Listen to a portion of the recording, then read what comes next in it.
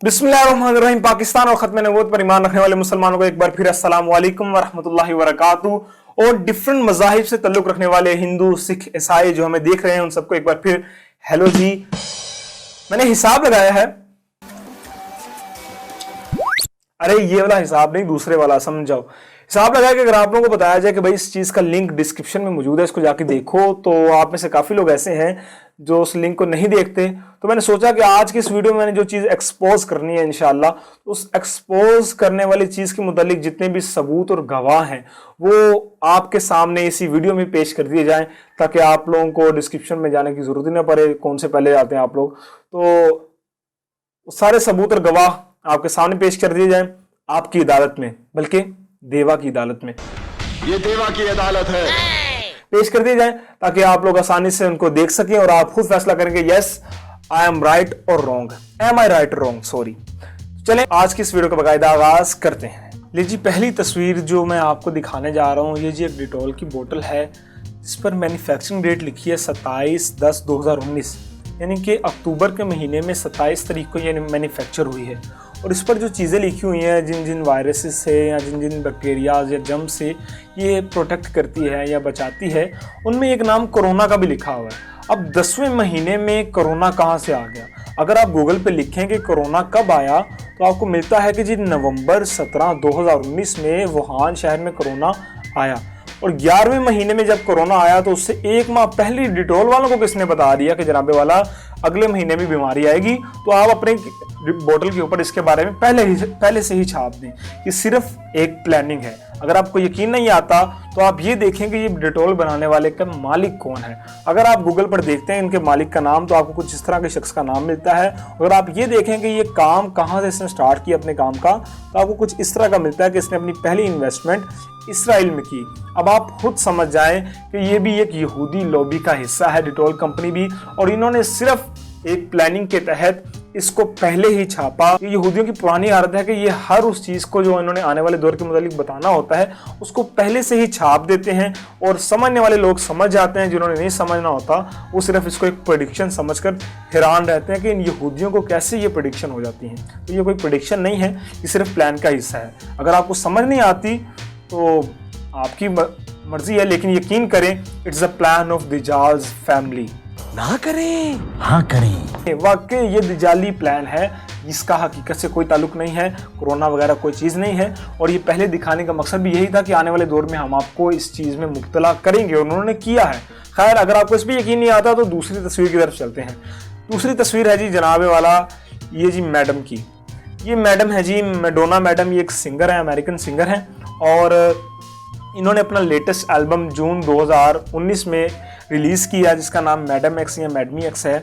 उसमें इनके different songs थे, जिसमें से एक सॉन्ग था जिसका थीम कुछ इस तरह का था, जिस तरह के आजकल हमारे हॉस्पिटल में डॉक्टर्स यूनिफॉर्म पहने हुए हैं और मरीज़ों के जिस तरह बेड हॉस्पिटल में लगे हुए हैं कोरोना के बायस। तो अगर आप देखें उसको तो आपको वो थीम, उनके गाने में मौजूद जो तस्वीरें हैं वो और आजकल के हॉस्पिटल सेम दिखाई देगा। और आपको एक तस्वीर में ये भी दिखाई देगा कि एक ब्लैक कलर की कोई चीज़ है, कोई चुड़ैल टाइप बनी हुई है कोई, वो अपने हाथों से उन बेड्स को कंट्रोल कर रही है। अगर थोड़ा गौर किया जाए तो पता चलेगा कि वो हमें ये दिखाना चाह रहे हैं कि हम आप लोगों को इस बीमारी में मुब्तला करने के बाद इस बीमारी को खुद कंट्रोल कर रहे हैं। तो ये बीमारी कोई नहीं है, ये सिर्फ एक जाल है जिसमें हमें फंसाया जा रहा है। आगे मैं आपको बताता हूँ कि ये कैसे बीमारी नहीं है, और इसकी तस्दीक मैं खुद नहीं करूँगा, इसकी तस्दीक आपके सामने WHO करेगा, वर्ल्ड हेल्थ ऑर्गेनाइजेशन करेगा। तो ये सिर्फ एक बीमारी नहीं है, ये बीमारी नहीं है, ये सिर्फ एक प्लानिंग है जिसमें आपको फंसाया जा रहा है। अब समझने वाले समझ जाएंगे, ना समझने वाले नहीं समझेंगे। अगर आपको इस पर भी यकीन नहीं आता तो ये मैडोना मैडम की तरह तीसरी तस्वीर देखें। इस तस्वीर में आपको दिखाया जा रहा है कि ये ग्लोब बना हुआ है, ये ब्लू कलर का कोई ये गोल सा कोई गेंद बना हुआ है, क्या बना हुआ खैर, और इसकी शक्ल भी सेम उस तरह की है जिस तरह की शक्ल आजकल डॉक्टर्स ने कोरोना वायरस के स्ट्रक्चर या उसके मुतालिक दिखाई है कि कोरोना इस तरह का होता है। तो ये भी तस्वीर आपके सामने है। अब आप खुद ही समझ जाएं कि ये सिर्फ उन्होंने एक साजिश के तहत पहले से ही प्लान करके दिखा दिया कि हम आने वाले दौर में इस तरह करेंगे। और चौथी तस्वीर ये है कि जी मैडम मैडोना बैठी हैं और उनके साथ ही एक लड़की बैठी है और इसने मुंह पे ये पहना हुआ है मास्क सा, और इस तरह का मास्क आपने चाइना में भी देखा होगा, आगाज़ में डॉक्टर इस तरह के मास्क पहनते थे और आज भी डिफरेंट ममालिक में इस तरह के मास्क पहने जा रहे हैं इस बीमारी से बचने के लिए। और अगर देखा जाए तो मैडम के आगे पड़ा एक प्रिंटर जो कुछ वो टाइपराइटर जो कुछ टाइप कर रहे हैं। अगर उस पर जूम किया जाए तो पता चलता है ये टाइपराइटर टाइप कर रहा है कोरोना। अब मैडम को किसने बता दिया पाजी? जून के महीने में जाकर, यानी कि नवंबर से 5 माह पहले, 4 माह पहले ही मैडम को पता चल गया जी नवंबर में एक वायरस आएगा जिसका नाम कोरोना होगा। सिर्फ इंसानियत को ये दिखाने के लिए कि हम अगले चंद माह में एक चीज़ को मंजर आम पर लाएंगे जिससे पूरी दुनिया इफ़ेक्ट होगी, ये सिर्फ इंसानियत को दिखाने के लिए, अपने प्लान से आगाह करने के लिए इन्होंने ये सारा ड्रामा क्रिएट किया। इसका हकीकत से कोई ताल्लुक नहीं है। कोरोना शोरोना कोई चीज़ नहीं है, मैंने आपको पहले ही बताया। इसकी तस्दीक मैं नहीं करूँगा, WHO करेगा। तो आइए WHO से पूछ लेते हैं कि क्या चक्कर है। लेकिन WHO ने पहले ये कहा कि जी अगर आपने लॉकडाउन ना लगाया तो पूरी दुनिया तबाह बर्बाद हो जाएगी, लेकिन बाद में यही WHO कहता है, इसकी एक ज़बान नहीं है WHO की, पहले बता दूं। बाद में कहता है कि अगर आपने लॉकडाउन ना ख़त्म किया तो दुनिया की 2.5 अरब आबादी खुराक की किल्लत की वजह से मर जाएगी और कोरोना से डरने की ज़रूरत नहीं है, ये सिर्फ एक नॉर्मल फ्लू है। अब आया ना ऊंट पहाड़ के नीचे, अब WHO ने सारी हकीकत बता दी कि ये सिर्फ एक नॉर्मल फ्लू है और अगर अब आपने लॉकडाउन ना खोला तो 2.5 अरब दुनिया की आबादी खुराक की किल्लत की वजह से मर जाएगी। तो ये सारा खेल सामने आ गया। ये सिर्फ एक नॉर्मल फ्लू है। बस समझने की बात यह है, अब हैरानी की बात यह है कि हमारी अपनी हुकूमतें, हमारी अपनी गवर्नमेंट्स इनके साथ मिली हैं या क्या चक्कर है, वो क्यों समझ नहीं रही कि ये कोई बीमारी नहीं है। किस तरह लोगों को उल्लू बनाया जा रहा है, हुकूमतों को उल्लू बनाया जा रहा है, आपकी हुकूमतों को, आपकी गवर्नमेंट्स को उल्लू बनाया जा रहा है, आपकी आवाम को, हमें उल्लू बनाया जा रहा है सिर्फ, और लॉकडाउन लगा कर बैठे हैं। हमारी मुल्कों की इकोनॉमी को तबाह करने के लिए सारा ड्रामा क्रिएट किया जा रहा है। आप इसकी एक मिसाल ये ले सकते हैं कि अमेरिका के अंदर उनकी इकोनॉमी इस कदर तबाह हो चुकी है कि पेट्रोल की कीमत 0 हो चुकी है, और उसकी प्रेडिक्शन, उसके बारे में सिम्पसन्स कार्टून ने 15 साल पहले ये बता दिया था कि हम अमेरिका के अंदर, उन्होंने 15 साल पहले कार्टून में दिखाया कि अमेरिका के अंदर एक वक्त आएगा कि जब पेट्रोल की कीमत बिल्कुल 0 हो गई थी, और उन्होंने वो प्रेडिक्शन पहले ही बता दी थी। और आज वाकई ऐसा हुआ कि अमेरिका में अगर आप पेट्रोल डलवाने जाएं तो आपको पेट्रोल की कीमत बिल्कुल 0 मिल रही है। इस कदर उनकी इकोनॉमी को असर हुआ है। तो ये सिर्फ एक प्लान है जिसके तहत ये सारा काम किया जा रहा है। हकीकत में ऐसी कोई बीमारी नहीं है जो इंसानियत के लिए इंतहाई ख़तरनाक हो, इंसानियत उससे तबाह बर्बाद हो रही हो, ऐसा कोई चक्कर नहीं है। चौथी चीज़ ये कि बिल गेट्स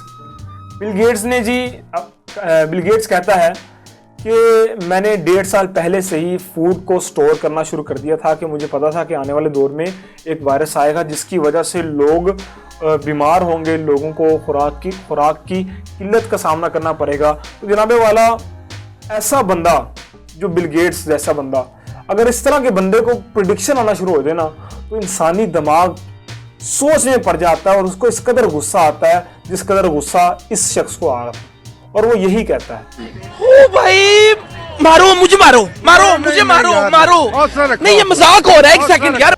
ओ जनाबे वाला, ओ भाई, अब इस बंदे को भी प्रेडिक्शन आएंगी, ऐसे बंदे को प्रेडिक्शन आएंगी, अब बिल गेट्स जैसे बंदे को प्रेडिक्शन आएंगी।